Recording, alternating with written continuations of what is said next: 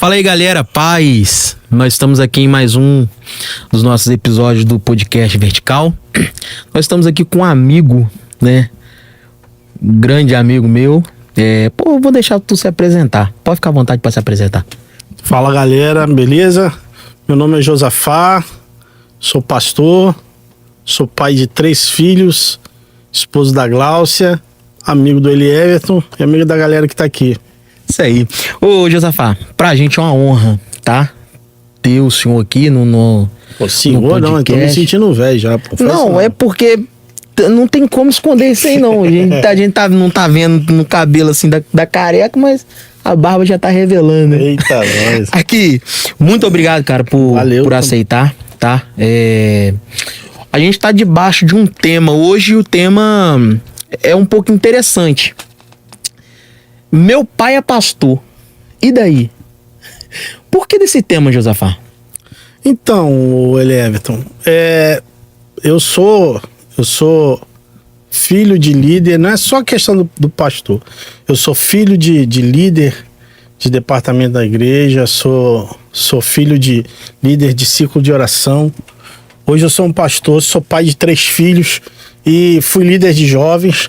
E durante minha caminhada, eu vi muitos filhos de líderes e de pastores que passam por certas situações na sua vida que a gente até há muito tempo a gente não olhava isso, as igrejas não olhavam em si, não olhavam, as pessoas não olhavam isso. E eu recentemente eu escrevi uma revista para a escola dominical da minha igreja e eu estava falando sobre os desafios da igreja do século XXI. E um dos temas foi a família pastoral, que é uma família como qualquer outra família que tem os seus problemas, tem as suas dificuldades,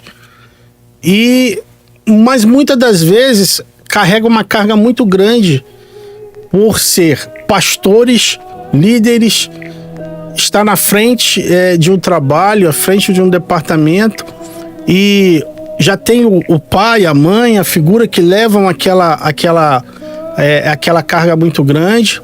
Porém, existe uma outra figura que está ali atrás, que são os filhos, que muitas vezes passam pelos problemas que os pais passam, observam isso, mas muitas das vezes não são enxergados por determinadas situações. Mas por que não são? Vamos assim pelo começo. Cara, o que acontece? Quando um pastor chega na igreja, a igreja imagina um pacote. Vamos falar bem abertamente. A igreja imagina um pacote. Abre o pacote, tá lá o pastor, que é o líder lá, que vai estar na igreja. Tá lá a esposa do pastor, e geralmente imagina-se assim. A esposa do pastor, que vai ser a líder do departamento das mulheres, que vai cuidar de tudo da igreja, relacionado à ornamentação, isso tudo. E tem os filhos do pastor. Se for homem, ele tem que ser músico. Não é verdade? É assim, se for homem, tem que ser músico. Se for menina, tem que ser a dirigente do departamento infantil. Geralmente é assim que a gente imagina quando chega um pastor novo na igreja. Então, a gente recebeu um pacote completo. Só que, antes de um pastor, tem um pai. E antes de uma esposa de pastor, que muitas das vezes, quando vai apresenta o pastor, fala o nome. Mas o nome da esposa do pastor, muitas das vezes, é escondido. Tá aqui o pastor fulano de tal. A sua esposa e seus filhos. A esposa do pastor tem nome. Os filhos do pastor também têm nome. A esposa do pastor, assim como o pastor, tem CPF, tem identidade, tem uma digital. Os filhos dos pastores também têm. Então, não se enxerga... A família pastoral, muitas das vezes, não se enxerga como uma família como outra qualquer, que tem todos os seus problemas, tem todas as suas dificuldades. Eles passam por situações que eu vivenciei isso, meus filhos também vivenciaram, meus filhos estão aqui comigo, eles vivenciaram isso por problemas que muitas das vezes são multiplicados por 2. Porque é o problema financeiro na igreja que precisa ser resolvido e o problema financeiro também dentro de casa. Então, o pastor, ele vive com isso, o líder vive com isso. Na igreja, mas também tem que vivenciar, muitas das vezes, isso dentro de casa. E como isso é multiplicado por 2, isso traz um desgaste muito grande para a família. Isso traz um desgaste muito grande para os filhos. Porque imagina só, eu já passei por isso. Eu fui dirigente de igreja. Então, de você chegar e você... A igreja precisa adquirir determinada ou fazer determinado aparelho ou produto, ou precisa fazer a obra e não tem condições para fazer. Isso já é um desgaste. Você tem que correr atrás, pula dali, pula daqui. E às vezes você chega dentro de casa e você vê o seu filho precisa de um sapato, precisa de uma calça, às vezes até mesmo da alimentação que falta. Então muitas pessoas não enxergam isso. Aí começam os desafios da família, os desafios dos pais. Porque, de certa forma, a família pastoral, ela é uma família modelo para todas as outras. O pastor é aquele camarada infalível, a esposa do pastor aquela pessoa que está lá do lado, submissa, que não pode errar, e os filhos do pastor tem que ser santinho. É isso aí. Filho de todo mundo pode fazer bagunça da igreja. Do pastor não. Tá errado. Seu pai foi líder de jovens. Quando fazia bagunça, e eram vocês, que você tem cara de bagunceiro. Que isso, não, doutor? Com certeza. Não. Eu só vou instruir meu filho também, ser igual o pai. Então, aí quando falavam assim, era o Eli Everton? Não. Qual o nome do seu pai? Eliebe. É o filho do Elieber. É o filho do Elieber que tá fazendo bagunça. Então... muitas das vezes os filhos dos pastores e dos líderes não têm nome, só apontam o que ele está fazendo. Às vezes estão 50 crianças fazendo bagunça, mas quando chega a notícia, o filho do pastor está fazendo bagunça lá com a criançada lá. Então, mas não enxergam que o filho do pastor é uma criança como todas as outras. Não enxergam que os filhos do pastor sofrem junto com o pastor. E isso, a igreja precisa corrigir essas situações. Eu falo isso, Elievton, porque eu tenho visto hoje uma dificuldade muito grande de acontecer uma sucessão dentro das igrejas. Muitos pastores, os seus filhos não querem ser pastores, não querem seguir os passos dos seus pais. Por quê? São traumatizados com o que aconteceu lá atrás. De pessoas chegarem e afrontar o seu pai e sua mãe, sabe? De falta de respeito. E a criança olhou aquilo e viu. Eu já conversei com filhos de pastores que falam assim, cara, Deus me livre ser pastor, mas por quê? Pô, o pessoal apontava o dedo na cara do meu pai, o pessoal fazia isso com a minha mãe, isso tudo. Então, ela naquele momento ela não falou nada, mas dentro dela estava criando uma revolta. Dentro dela estava criando uma situação que culminou, hoje ele está fora da igreja. Então, a gente precisa olhar com outro olhar, e um olhar mais, vamos dizer assim, mais humanizado para esses jovens, para essas crianças, para esses adolescentes. Ô, Tio Josi, é porque geralmente a galera olha assim pra família do pastor, assim, né?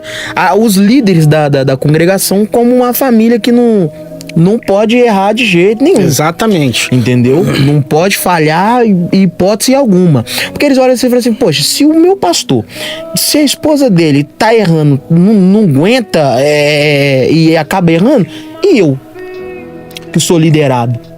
Exatamente, esse é o pensamento que todos têm. Mas Josafá, igual eu falei pra você, eu já pastorei igreja, já dirigi congregação, já dirigi igreja. Hoje eu não dirijo, por enquanto, mas eu via muito disso acontecer. Às vezes o chover no canivete, eu tinha que chegar em casa, eu tinha que demonstrar que tava tudo bem. Quer ver uma coisa que aconteceu em 2016, quando eu perdi o meu terceiro filho, eu e a Glaucia, nós perdemos o nosso terceiro filho, o Miguel, foi no segundo domingo do mês de agosto, Dia dos Pais. Minha esposa, o neném tinha morrido dentro da barriga dela, ficou 10 dias o neném, não pôde fazer cesárea nem nada, porque quando descobrimos o neném já estava morto, ele teve que ficar até conseguir sair em parto normal. E aconteceu o parto, E nós pegamos aquela criança, natimorto. Quando foi 5 horas da tarde, nós sepultamos. Eu sepultei aquela criança. O Natan e o Nicolas estavam em casa com alguns vizinhos lá, e algumas pessoas estavam lá com o Natan e o Nicolas. Eu cheguei em casa e era 6 e pouca da tarde. Eu cheguei em casa, eu deitei e eu comecei a chorar. O Natan e o Nicolas estavam lá em casa, meu pai estava comigo. E eu comecei a chorar. E eu ouvi uma voz dentro do quarto que falou comigo assim: o que você tá fazendo aí? Aí eu olhei e pensei que era meu pai falando comigo, mas não era meu pai. Aí eu levantei a cabeça, não vi, não tinha ninguém. Aí baixei a cabeça de novo e falei assim: o que você tá fazendo aí? Eu virei e falei assim: ó, você tá louco? Eu entendi que era o Espírito Santo de Deus, só que eu falei assim: você tá louco? Você tá doido? Você levou meu filho, sabe? Tive que sepultar meu filho, Dia dos Pais. Meus filhos estão tudo chorando, tudo desesperado. Minha mulher estava lá no hospital, quase que morreu. Você tá doido? Você tá perguntando o que eu tô fazendo aqui? Aí o Espírito Santo de Deus falou para mim assim: ó, levanta, porque tem um povo que tá te esperando. E eu tive que pegar quase 7 horas da noite, falei com o Natan e Nicolas: levanta, vamos. Peguei os dois, fomos com meu pai, se arrumando e fomos para a igreja. Quando eu cheguei na igreja, o pessoal olhou para mim e falou: pastor, o que você tá fazendo aqui? O que você tá fazendo aqui? Eu falei assim: eu tô aqui porque eu vim pro culto. Quando tudo tá bom, eu falo que Deus é bom, mas quando tudo tá ruim, eu não prossigo. Então, que exemplo eu tô dando pra vocês? E naquele culto, o pregador que ia pregar no culto de missões não foi. Eu tive que pregar. Nossa. Tinha acabado. Como que prega? E como que prega? Como é que fala? Mas você tem que viver o que prega e pregar o que vive. E naquele momento estava botando literalmente isso em prática. Porque eu sempre pregava para as pessoas porque o evangelho é superação. Então eu estava superando aquilo naquele momento. Então naquele dia eu comecei a vivenciar isso realmente. Não só em teoria, mas na prática. E aí entra aquilo que você falou. A família pastoral é uma família que muitas das vezes ela tem que ser isenta de erros, e ela tem que ter a resiliência. Só que muitas das vezes a carga é tão pesada, que essa resiliência ela é muito difícil. É bom a gente pregar, é fantástico a gente pregar, sabe? Triunfar, vencer. Só que é difícil a gente viver isso. Quando você se confronta com essas situações, é aí que você vê realmente se você aprendeu, como é que o Espírito Santo de Deus está se movendo em você. Então são essas coisas. Ô Tijosa, a pergunta que não quer calar é a seguinte: e nesse seu pior momento, quando algum membro seu estava passando por situação, ele exigiu o senhor lá, e o senhor tinha que estar lá para a igreja inteira, e no seu pior momento, a igreja inteira te ligou? A igreja inteira te abraçou? Todo mundo que você um dia cuidou, chegou para cuidar de você, fala assim: pastor, tô aqui para te abraçar? Olha só, se eu falar que muitas pessoas não se chegaram pra gente, eu vou estar mentindo. Bastante pessoas chegaram pra gente. Porém, você sente que as pessoas esperam mais de você do que elas têm para oferecer. Pela posição que você tem. Pela figura que você é. Então, exige-se muito disso. E eu vi também isso exigindo dos meus filhos. Agora você imagina, eu era o pastor da igreja, o dirigente da congregação. Minha esposa era a líder do departamento das mulheres. E meus filhos estavam lá, vivenciando isso comigo, sabe? Vivendo isso comigo. E às vezes exige-se muito dos jovens, dos adolescentes, sabe? Coloca-se uma carga muito pesada por ser os filhos dos pastores, por ser os filhos dos líderes. E às vezes essa carga, ela é pesada demais para os adolescentes e para os jovens suportar, porque faz-se as crianças pular etapa na sua vida. Não deixa a criança ser criança, não deixa o adolescente ser o adolescente. E quando chega na juventude, o cara chega cheio de problemas, todos problemáticos. Eu tenho lidado com pastores, vários pastores. Hoje mesmo eu tive com um pastor que os filhos dele, ele falou assim: poxa, Josafá, meus filhos, divorciaram-se, tiveram os problemas, pastores que os filhos estão envolvidos em drogas e pastores que deram a sua vida pela igreja, sabe?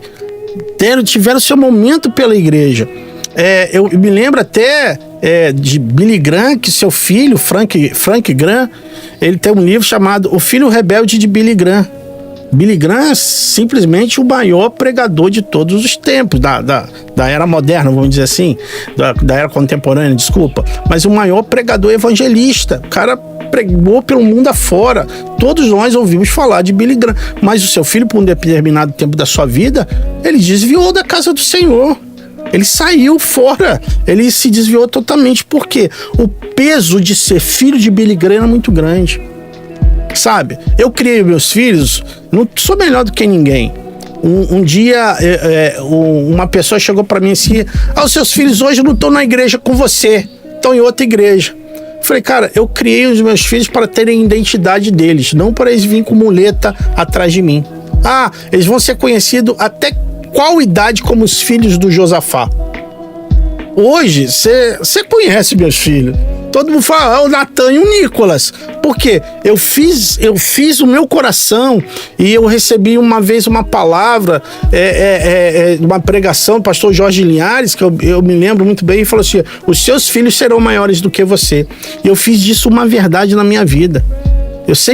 Eu tenho por esse hábito de acordar de madrugada e ir lá colocar as mãos sobre o Natan, sobre o Nicolas, lá pela Débora, oro pela Glaucia. Às vezes o Ludwig, filão de rango, vai lá em casa lá e tá lá, eu oro por ele também lá, tá aí, já vou orar por você também. Orar pra Deus mandar ele embora. Não, eu oro pra ele, não, porque ele nunca mais volte aqui, mas a minha oração não é respondida dessa situação, e ele volta, no outro dia ele volta. Mas eu oro pelos meus filhos, a minha oração sempre foi que meus filhos, eles alcancem lugares onde hoje meus filhos são, em questão musical e outras áreas, eles me superaram em muita coisa, me superaram em muito. Então, a gente tem que entender, descobrir o chamado dos nossos filhos. Você sabe que seu filho tem chamado? Você é líder, você é pastor, sabe que seu filho tem chamado? Vamos trabalhar esse chamado, sim, mas deixe o seu filho ser quem ele é. Deixe o seu filho crescer, deixe o seu filho ter suas experiências, sabe? Ajude o seu filho, vai quebrar a cara, não tem jeito. Eu converso com meus meninos, falo, cara, tem hora... Porque a gente só prepara pra vitória. Vitória. Mas vai ter situações que vão quebrar a cara. A gente está numa guerra, a gente tem que saber que guerra é feita de várias batalhas. Tem batalha que nós vamos ganhar, mas tem batalha que a gente vai perder. Só que a gente não pode perder a guerra. Eu, como pai, eu não posso aceitar de maneira nenhuma que eu perca a guerra pro inferno na vida dos meus filhos. Que meus filhos venham se desviar, que meus filhos venham sair. Mas como é que eu vou fazer isso? Eu tenho que entender o mundo que eles vivem. A maior dificuldade da gente é entender o mundo dos adolescentes, dos jovens, sabe? E eu sentava, até hoje eu sento com o Natan é o que gosta mais de ver desenho lá em casa. A gente senta, a gente vê desenho, o Nicolas, a gente vê filme junto, a gente conversa. Eu aprendi a viver no mundo que eles vivem. E para mim poder saber e entender essas situações também. Porque eu fui criado num ambiente em que tudo era pecado, sabe? Televisão era pecado, essa coisa era pecado, isso era pecado, aquilo outro era pecado. Mas muita gente que falava que é pecado fazia escondido. Muita gente falava. É sempre assim, né? É sempre assim. Então, eu sempre fui muito precoce na minha vida em relação à igreja. Eu entrei pro seminário com 11 anos de idade, fui batizado com o Espírito Santo com 6. Lendo a Bíblia dentro da igreja, sabe? Ninguém me ensinou a ler, eu não sabia ler. Deus, sabe, trouxe uma revelação para mim que eu comecei a entender aquelas letras que ali estavam e eu comecei a ler. Naquele mesmo dia eu fui batizado com o Espírito Santo, com 6 anos de idade. Com 6 anos de idade. Eu entrei no seminário com 11 anos de idade. E foi até uma dificuldade, porque na época eu morava na Baixada Fluminense, tive que fazer uma reunião para poder ver se me aceitavam ou não, porque no núcleo todo eu era o mais novo. Eu era o mais novo, mas eu sempre fui muito precoce.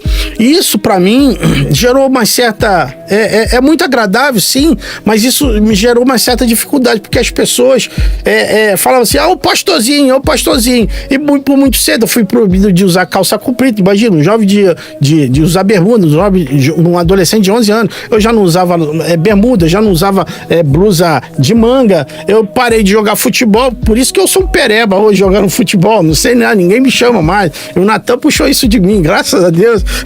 Ele é tão ruim porque ia ser só eu ruim na família. Aí tem eu e ele. Nós dois somos ruins na família de futebol. Mas o que acontece? Eu parei muito cedo. Eu pulei etapas da minha vida que gerou problemas pra mim lá na frente. Sabe? Problemas de rejeição, de autoestima, que eu tive que aprender a superar aquilo. Eu louvo a Deus muito pela vida da minha mãe, sabe? Porque minha mãe, apesar de tudo isso, minha mãe sempre, ela me protegeu e sempre conversou comigo. Minha mãe hoje não está mais com a gente, Deus a levou, mas ela sempre foi uma mulher de muita visão em relação a essas coisas. Então ela sempre conversou comigo. Mas chegou um momento da minha vida que eu não queria mais ir na igreja. Com os 15, 16 anos eu desviei, não queria mais. Porque o fardo é muito grande. Muito pesado. E Jesus falou assim, aprendei de mim que meu jugo é suave e meu fardo é leve. Então por que a gente vai jogar jugo e fardo pesado em cima dos nossos adolescentes? Sabe? A gente tá criticando muito essa geração que tá aí. A geração do mimimi, geração... Tá, mas vamos olhar lá pro passado. O que a gente fez lá no passado? Como é que a gente ajudou essa geração? Por que essa geração tá nessa situação? Tudo tem um ponto de partida. Tudo tem um começo. Tudo tem um meio e tudo tem um fim. Então a gente tem que olhar lá para trás. O que foi feito de errado? Vamos consertar agora? Sabe, minha maior preocupação, Everton, eu sei que Jesus vai voltar, mas ninguém sabe a hora. E a geração que tá indo, e essa geração que tá vindo, como é que vai ficar essa liderança que tá aí? Será que vai ter gente para me suceder? Será que vai ter gente para suceder os pastores que estão aí? A gente tem que começar a olhar, sabe? Tem que começar a olhar para esse jardim florido e a gente começar a trabalhar em relação a isso aí. Ou uma coisa que tá me fazendo pensar bastante, né? É que no caso, igual, por exemplo, Deus me deu o privilégio, né? De uma criança. E o que eu penso muito nisso quando eu falo assim, cara, essa criança vai vir ao mundo, velho. E o que vai ser do mundo daqui 5 anos? Quando essa criança tiver 5 anos? Muita coisa muda. Muita coisa passa. E hoje aí, tá tudo muito rápido, né? Isso, tudo muito rápido. Aí entra naquilo que tu falou. Aí entra a preocupação. Fala assim, se hoje tá ruim, cara, imagina daqui 10 anos.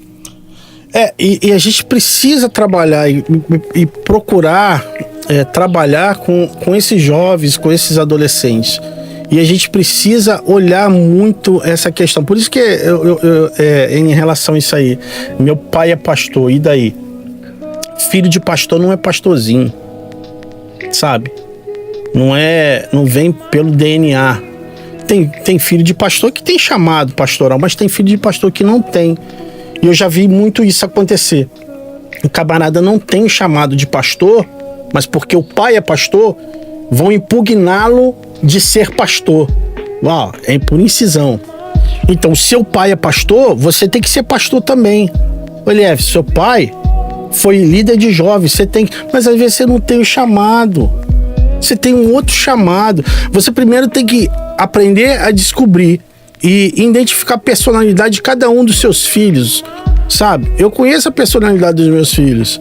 Eu sei, um é mais introspectivo, um já fala demais, outro acorda mal-humorado, outro já acorda já com mais um bom humor, sabe? Eu identifico, e você tem que saber, nessa personalidade, você identificar. Eu sei, um dos meus filhos é líder nato, ele é líder, ele tem aquela postura de liderança. O outro já é mais voltado para a palavra. Eu já falei isso com eles, cara. Você é para a palavra, você é líder. Eles têm esse chamado, só que tem outro porém. Eles têm que querer isso.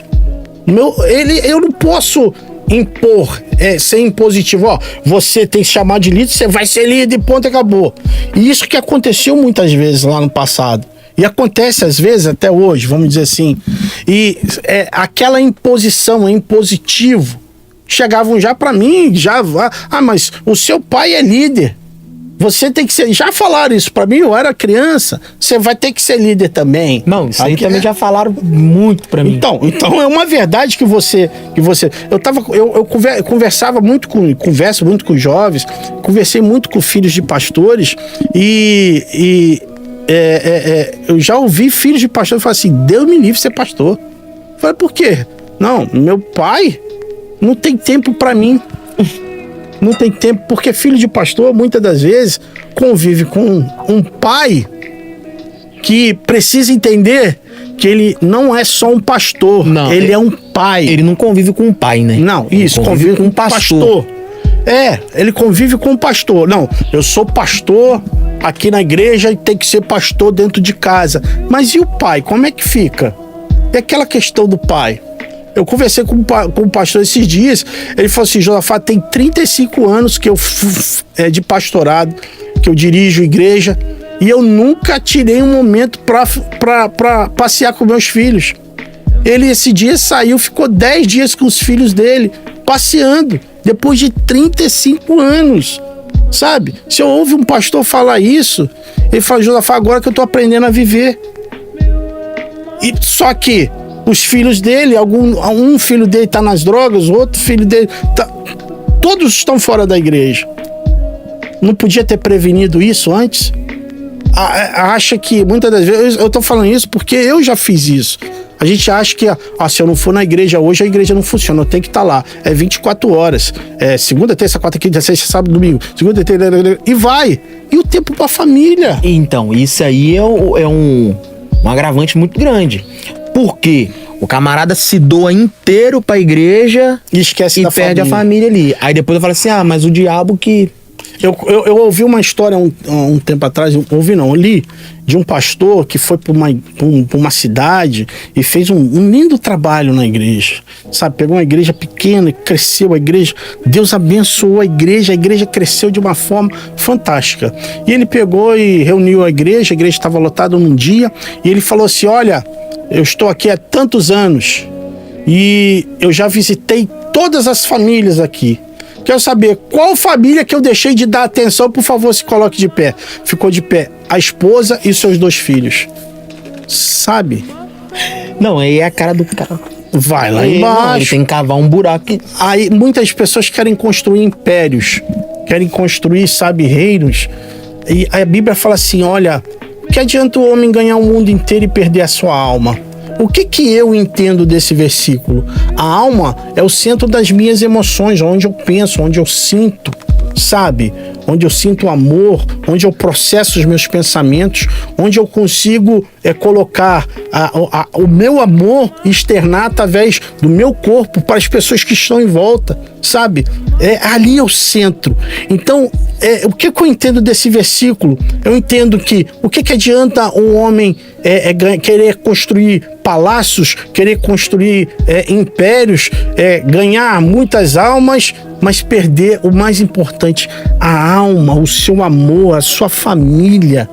Perder tudo isso não adianta de nada, sabe? Às vezes a pessoa quer ganhar, a igreja, eu preciso ganhar almas para Jesus, almas, mas a sua família está sendo deixada para trás, os seus filhos, sabe? Eu vi um pastor, chegou e falou para mim, Josafá, eu saía do meu trabalho, eu ia para a igreja, ficava lá até tantas horas e ficava lá direto. E o meu filho, para poder conversar comigo, ele ia na igreja para poder me ver. E eu não entendi que era um pedido de socorro daquele meu filho, adolescente.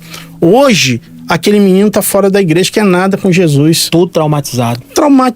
Traumas que se propagam dentro da igreja. Não adianta a gente falar, a igreja, ela é uma organização e um organismo. Ela, como organismo, né, é o corpo da noiva de Cristo. Ela é imaculada, ela é sem erro, como organismo. Agora, como organização, ela tem falhas. E muitas falhas. que precisam ser corrigidas. Eu não tô aqui de maneira nenhuma querendo descer a marreta, falar. Eu tô falando de situações que eu vivenciei, situações que eu vi, sabe? E que com certeza também, ô Tijusa, tem um povo que tá assistindo a gente agora, que também tá passando por essa situação. Isso aqui é só pra falar assim, a sua família é mais importante. Com certeza.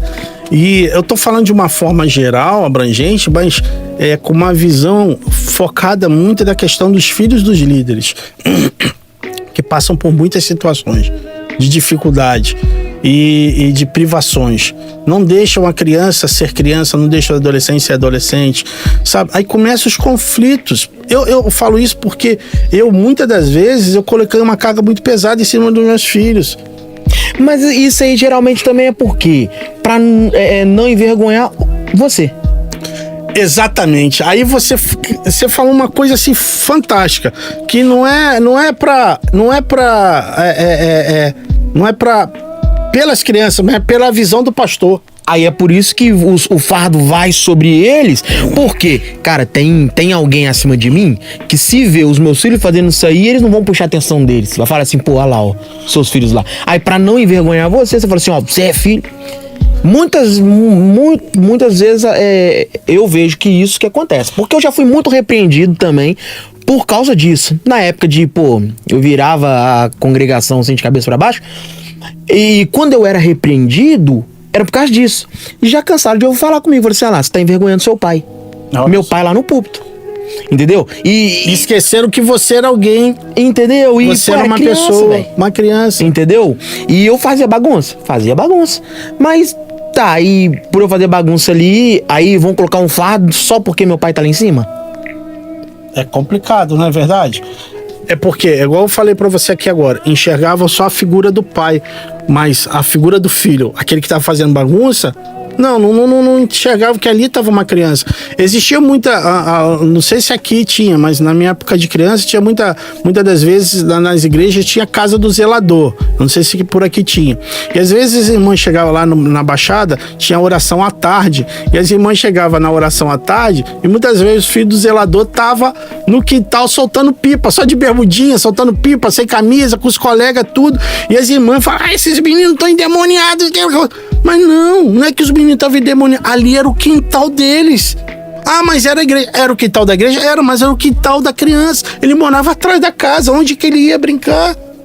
E as pessoas não entendiam.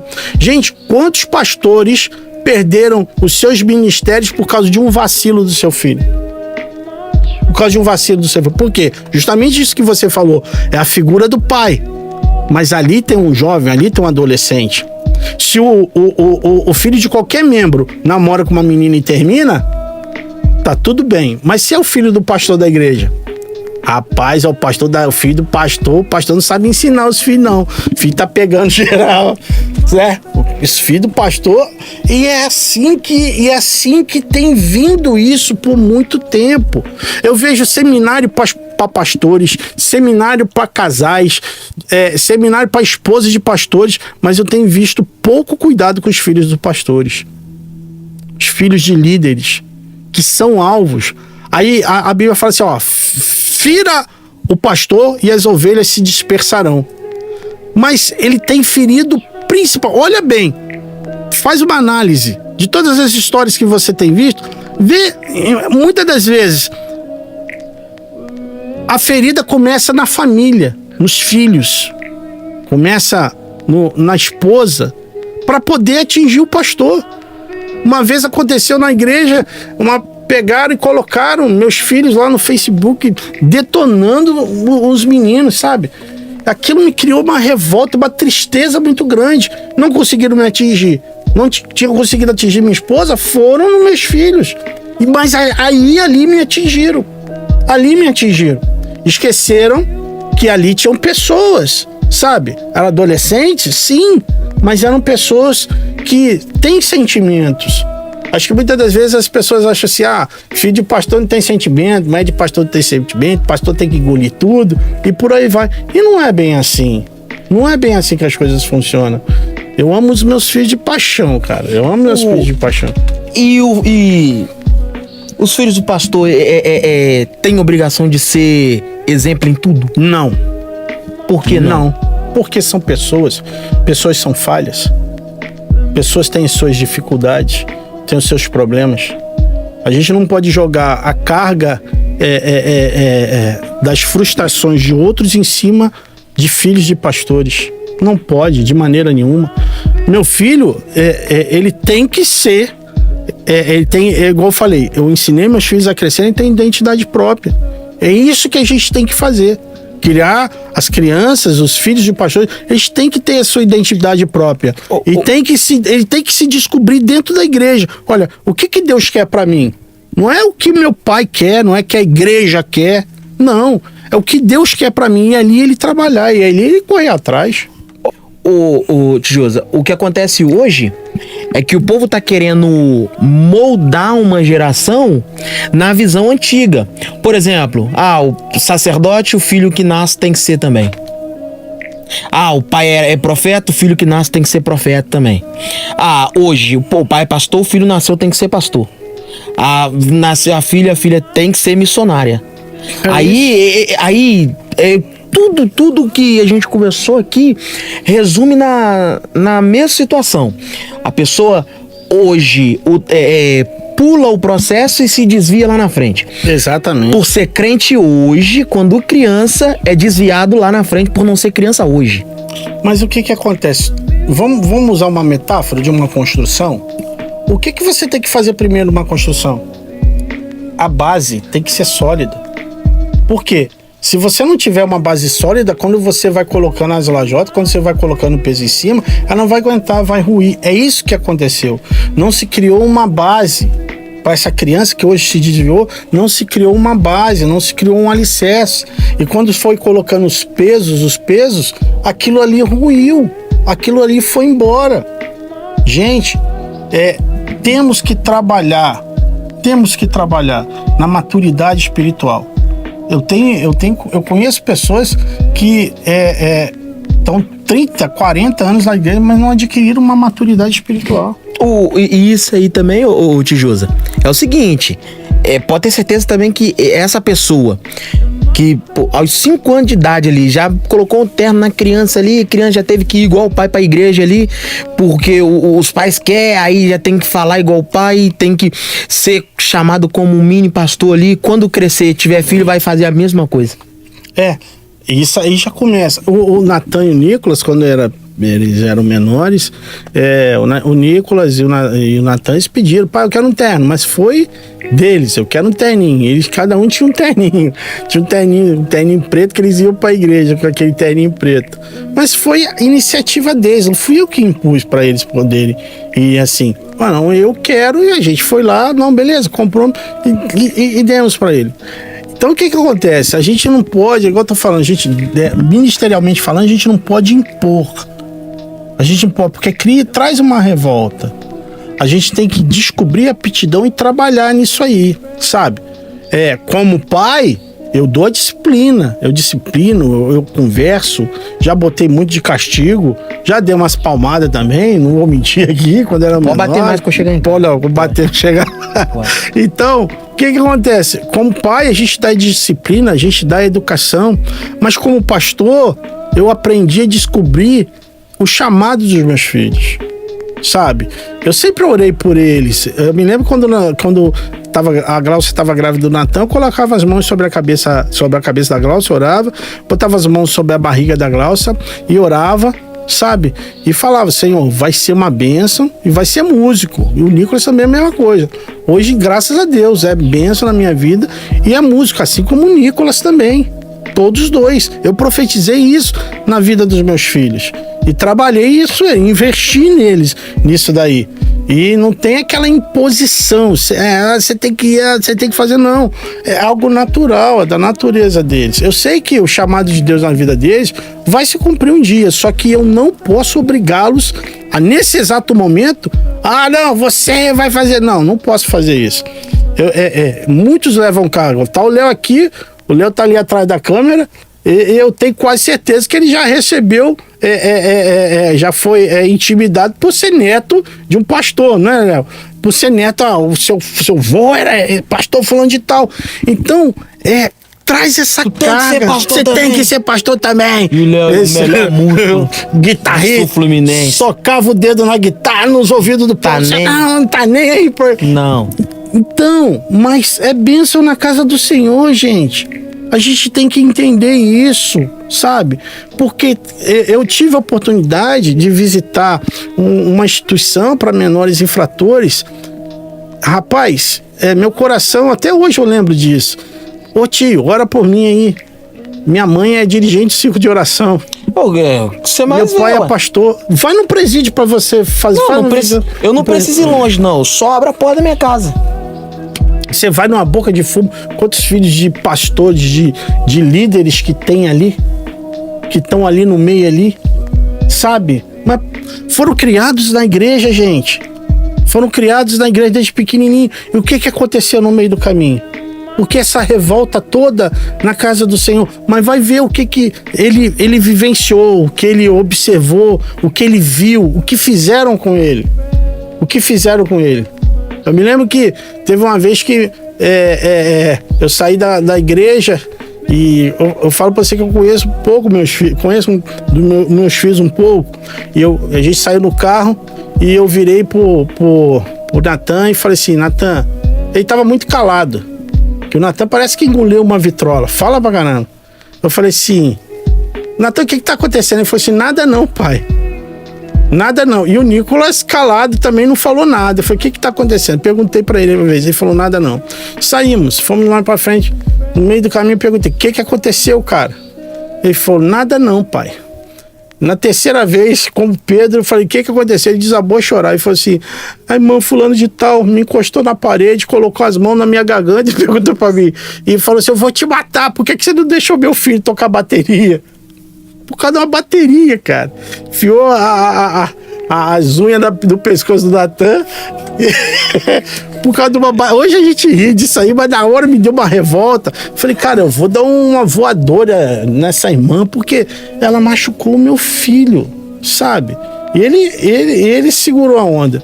E eu me lembro que teve um dia que, naquela semana, eu fui isso aconteceu no domingo, na quarta-feira, eu cheguei na igreja e eu tinha trabalhado, cheguei mais cedo em casa, preparei uma mensagem, sabe aquela mensagem do porrete?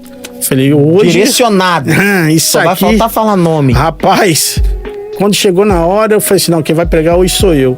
Aí quando eu peguei o microfone, eu ouvi o Espírito Santo de Deus falar pra mim assim, ó, só louva, só adora. Eu falei assim, só adora? É ruim. Eu vou dar de voadora. Quando eu cheguei perto assim do púlpito, ouvi a voz de novo, só adora. Aí eu virei pro irmão que tava na guitarra e falei assim, dá um sol maior aí, irmão. O irmão... eu comecei a cantar, sabe? E um hino atrás do outro, um louvor atrás do outro. Quando eu vi, a igreja inteira tava chorando, o povo falando em línguas, e a irmã tá falando bem também, com as mãos pro alto, falando em línguas, glorificando ao Senhor. Deus desceu uma unção naquele lugar, naquele dia, e Deus, sabe, naquele dia, quem apanhou fui eu. Eu queria bater, mas Deus que bateu em mim, sabe? Porque eu vi o Espírito Santo de Deus se mover ali, sabe? Eu tive, graças a Deus que eu tive a voz do Espírito Santo e eu ouvi a voz do Espírito Santo de Deus. Mas tinha ferido meu filho, sabe? Tinha ferido. Hoje, graças a Deus, a gente lida aí com isso aí brincando. Mas quantos pastores, quantos líderes não conseguiram aguentar a pressão, sabe? De ver os seus filhos sofrerem. Sabe? E quantos, muitas das vezes, os seus filhos passou por isso dentro da igreja e foi pro seu pai falar, só que o seu pai não deu atenção. Filho de pastor... Assim, não vou falar nada, vou perder isso tudo. Filho de pastor lida muitas vezes com um pastor dentro de casa que tem tempo para ouvir todo mundo, mas não tem tempo para parar para falar com seus filhos. Eu aprendi isso com um pastor que me pastoreou. Ele falou, Josafá, quando vem alguém aqui em casa e nós estamos conversando, meu filho disse, pai, eu preciso falar com você, eu peço licença e vou escutar o meu filho. Sabe por quê? Quando todo mundo vai embora, é meu filho que fica dentro de casa comigo. É meu filho que sofre comigo. É meu filho que passa as aflições comigo. Então, eu dou todo o valor para minha família, sabe? Então, às vezes a gente fala, mas não pode... Gente, a gente tem que olhar para os nossos filhos.